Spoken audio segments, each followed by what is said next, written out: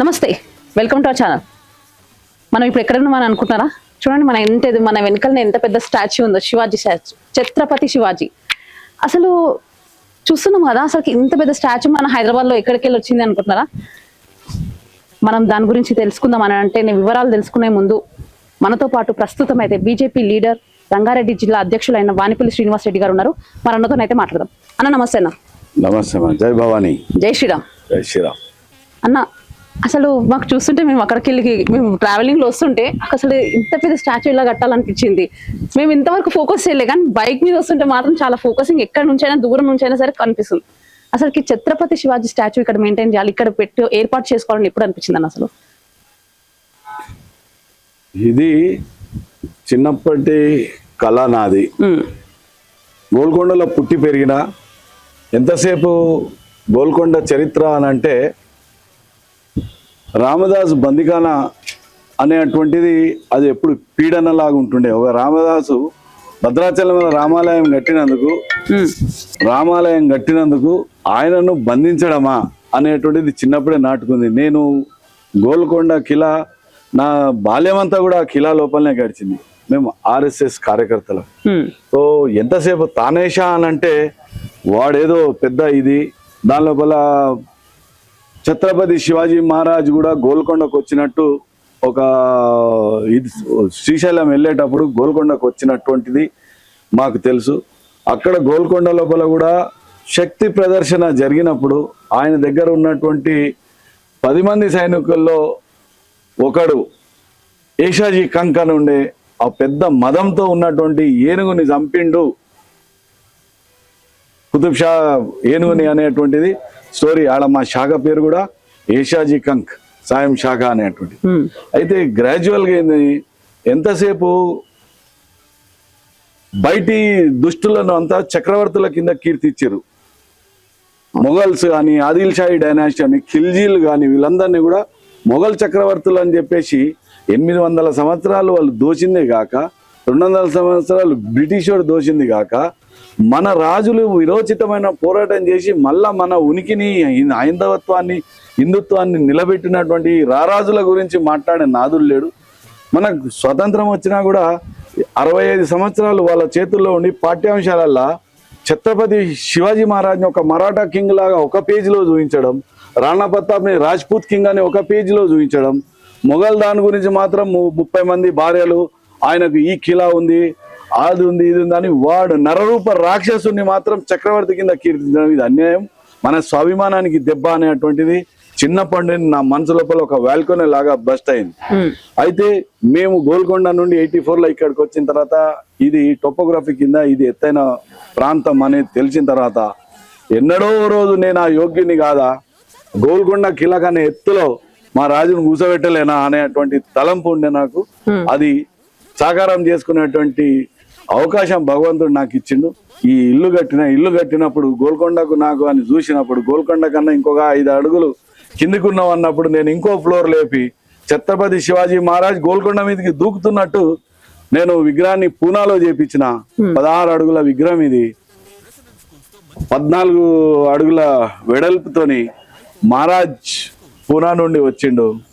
ఆయన గాథ వింటే, ఆయనను పెంచిన తల్లి గురించి, జిజాబాయి గురించి మనకు పాఠ్యాంశాలలో లేదు. ఆయన కొడుకు సంభాజీ రాజే భోస్లే, సంభాజీ మహారాజ్ చిన్న వయసు లోపలే 9 సంవత్సరాలప్పుడే 12 భాషలు నేర్చుకొని ఫ్రెంచ్, పోర్చ్, డచ్ అనేటువంటి భాషలు, ఇంగ్లీష్తో పాటు సంస్కృతంలో ప్రావీణ్యుడు. ఎక్కడ పాఠ్యాంశాలలో లేవు. దాని తర్వాత ఆయన ఇంకో తమ్ముడు ఉన్నాడు, రాజారాం భోస్లే, ఆయన యుద్ధాలు చేసిండు. చావాని పులిబిడ్డ చావా సంభాజీ మహారాజ్ అనేటువంటిది. నేను ఆ రత్నగిరి గుట్టలని తిరిగేసి వచ్చిన, ఆ పశ్చిమ కనుమలలో జరిగినటువంటి యుద్ధం నేను అనుభూతిని పొందుతా. అక్కడ పోయినప్పుడు సంగమేశ్వర్లో ఆయనను అరెస్ట్ చేసినటువంటి ఆ ప్రాంతానికి పోయి నేను ఆ చావా కాళ్ళు పట్టుకొని వచ్చిన. వాళ్ళు ఇంతమంది ఈ రకంగా సాక్రిఫైస్ చేస్తే వాళ్ళ గురించి చరిత్ర లేదు. ఔరంగాబాద్ అని ఔరంగజేబ్ పేరు మీద పెట్టారు, ఇప్పుడు మార్చారు సంభాజీ మహారాజ్ అనేటువంటిది. మనం ఈ బానిస చిహ్నాలను ఒకటొకటిగా మనం చెరిపేసి మన స్వాభిమానంతో కూడుకున్నటువంటి వాటిని మనం పెట్టాలి. వచ్చే జనరేషన్స్ కి మనం ఆ మెసేజ్ ఇవ్వాలి. లేకపోతే మనకు వచ్చినటువంటి స్వాతంత్రము, ఈ ఫ్రీడమ్, ఇదంతా కూడా బానిసత్వ గుణాలతో ఉన్నటువంటి ప్రభుత్వాలన్నీ నిర్వీర్యం చేస్తున్నాయి. కాబట్టి స్వాభిమానంతో కూడుకొని తలెత్తుకొని బతికే వాతావరణం కల్పించే ప్రభుత్వాలు వచ్చినాయి. కాబట్టి ప్రతి హిందువు దీని గురించి ఆలోచన చేయాలి. రాబో కాలం లోపల మన ఘనమైన భారత చరిత్రను మనం చెప్పగలగాలి అనేటువంటి దాంట్లో ఆ స్ఫూర్తితోనే నేను ఛత్రపతి శివాజీ మహారాజ్ చేసిన. చంబాజీ మహారాజ్, రాజాజీ భోస్లే, రాజాజీ చనిపోయిన తర్వాత తారాబాయి 17 సంవత్సరాలు వెళ్ళింది రాజాజీ భార్య. ఆమె తాంజావూరు నుండి కాశ్మీర్ దాకా గెలివింది అందరినీ. మొత్తం పర్షియన్, గిర్షియన్, ఇరాన్, ఆఫ్ఘాన్ పరారైపోయిన మొత్తం మొఘల్స్ అనేటువంటి వాడు. కాషాయీకరణ చేసింది ఆ తల్లి. తారాబాయి గురించి చరిత్ర లేదు. ఇలా మనం పోయి చూస్తే మహారాష్ట్ర లోపల ప్రతాప్గఢ్, సింహగఢ్, మన ఇంకోటి ప్రతాప్గఢ్, సింహగఢ్, రాయగఢ్, ఇవన్నిటికాడికి పోయిన తర్వాత మనకు అఫ్జల్ ఖాన్ వద ఆ పులిగోర్లను చూస్తాను. నేను సతారా పోయిన మ్యూజియం. ఈ స్వాభిమానం మన పిల్లలకు చెప్పగలగాలి. అండమాన్ నికోబార్ పోతారు, బీచ్లు, సుందరమైన బీచ్లు, అక్కడ అర్ధనగ్నాలతో కూర్చోవడం చూస్తారు. కానీ ఆడ ఉన్నటువంటి జైల్ని విజిట్ చేయాలి. ఇది ప్రతి భారతీయునికి చెప్పాల్సినటువంటి అవసరం ఉంది. ఆ జైల్లో వేల సంఖ్యల జనాలు సెల్యులార్ జైళ్ళల్లో చిన్న చిన్న పాకెట్లలో బందీ అయి, వీర్ సావర్కర్ వాళ్ళ తమ్ముడు ఇద్దరు ఒకటే జైల్లో ఉన్నారు. చిన్న చిన్న 6x10 గదులలో ఉన్నారు. కానీ 10 ఏళ్ళు ఒకరినొకరు చూసుకోలేకపోయారు. అంత భయంకరమైన శిక్షలను అనుభవించారు. ఇదంతా చరిత్ర ఎక్కడ పోయిందాం. కాబట్టి నా వంతు ప్రయత్నంగా శివాజీ మహారాజ్ నేను గోల్కొండ మీదకి దూకేటట్టు చూపించినప్పుడు ఈ భాగ్యనగరం అంతా మేల్కోవాలి. ఆయన చూసినప్పుడల్లా ప్రతి హిందువు చైతన్యం వంతుడు కావాలి. ఆ చైతన్యం రగులుతుందనేటువంటి ఆశతోని నేను ఈ మహారాజ్ని ఈడ కూర్చోబెట్టిన తల్లి. అన్న అసలుకి ఎవరు ఆలోచించలేనిది అంటే ఎవరు చేయనిది మన హైదరాబాద్ లో ఫస్ట్ మీరే చేశారు.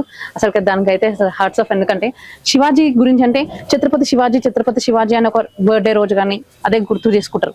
తర్వాత ఆయన గురించి కానీ ఆయన చరిత్రల గురించి కానీ ఎవరు మాట్లాడారు. ఎవరికి పిల్లలకి కూడా చెప్పే స్టేజ్ లో లేరు. కానీ మీ నుంచి మేము అందరం నేర్చుకుంటున్నాం ఏంటి అని అంటే ఛత్రపతి శివాజీ వెనకాల ఒక పెద్ద హిస్టరీ ఉంది, నేర్చుకోవాలి. మనకి హిందూయిజం కానీ సనాతన ధర్మం గురించి కానీ నేర్చుకోవాలని మీరు చాలా బాగా చెప్తున్నారు. అయితే ఇప్పుడు February 19th రోజు ఏం చేస్తారన్న? అసలు ఇప్పుడు ఏమనుకుంటున్నారు ఆ రోజు ప్లానింగ్స్ మీరు? నేను యాక్చువల్ గా మొన్న గృహప్రవేశం చేసిన రోజే ఛత్రపతి శివాజీ మహారాజ్ని చూస్తానికి వేల మంది వచ్చింది. ఇవాళ మిత్రులు ఆయన తోని ఇన్స్పైర్ అయ్యి ఆయనతోని చైతన్యం పొందినటువంటి వాళ్ళు యువకులు, చిన్న చిన్న పిల్లలు, ఇంటర్మీడియట్, డిగ్రీ, లేకపోతే మీలాంటి బ్లాగ్స్, యూట్యూబర్స్, వీళ్ళందరూ కూడా రోజు ఇంటి మీద ఒక 10 డ్రోన్లు ఎగురుతుంటే అందరూ అట్లా పర్మిట్ చేయొద్దు, ఇది ప్రైవసీ పోతుంది, అది ఇది అని అంటే నేను ఎవరిని ఆపలే. ఎంత అభిమానం ఉంటే ఛత్రపతి శివాజీ మహారాజ్ గురించి వాళ్ళు పరికరాలు తీసుకొని వస్తున్నారు. ఇది నలుగురికి తెలవాల్సినటువంటి అవసరం ఉన్నది. కాబట్టి మీరు మనస్ఫూర్తిగా మీరు ప్రజలకు తీసుకుపోండి మహారాజ్ గురించి, మహారాజ్ చరిత్ర గురించి, మహారాజ్ యొక్క వంశం గురించి అని చెప్పేసి మనం అందరికీ రిక్వెస్ట్ చేస్తున్నాం. అయితే వాళ్ళే చాలా మంది ఛత్రపతి హిల్స్, దీని పేరు కూడా క్రిస్టియన్ కాలనీ అని పేరు ఉండే దీని పేరు. ఇది కూడా అన్యాయం. ఇది మతం పేరు మీద ఎవడన్నా కాలనీ పేరు పెడతాడా? కాబట్టి ఆ క్రిస్టియన్ కాలనీ పేరు తీసేసి ఛత్రపతి హిల్స్ అని దీన్ని నామకరణం చేసిన. నా బంగ్లా పేరు కూడా సింహగఢ్. ఛత్రపతి శివాజీ మహారాజ్ శ్రీనివాస్ రెడ్డి ఇంట్లో లేడు, శ్రీనివాస్ రెడ్డి ఛత్రపతి మహారాజ్ ఇంట్లో ఉన్నాడు. ఇది అని సింహగఢ్ అని పెద్ద పెద్ద సువర్ణ అక్షరాలలో రాసి పెట్టిన నేను. ఆయన ఇంట్లో మేము ఉంటున్నటువంటి అనుభూతితో మేమున్నాం. ఆ శివాజీ మహారాజ్ బర్త్డేకి అందరు ఇక్కడ కలుద్దామని వాళ్ళంతా వాళ్ళు పెట్టుకున్నారు.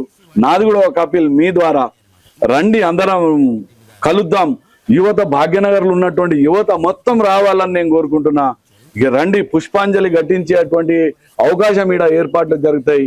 వచ్చిన తర్వాత ఆయన పేరు మీద మనము ఆ పునరంకితం కావాలి. ఈ దేశ రక్షణ గురించి, హైదరాబాద్ చైతన్యం గురించి మనము ఆ స్ఫూర్తి పొంది ఇడికేం పోవాలని చెప్పి ప్రతి యువకుని నేను చేతులెత్తి దండం పెడుతున్నా.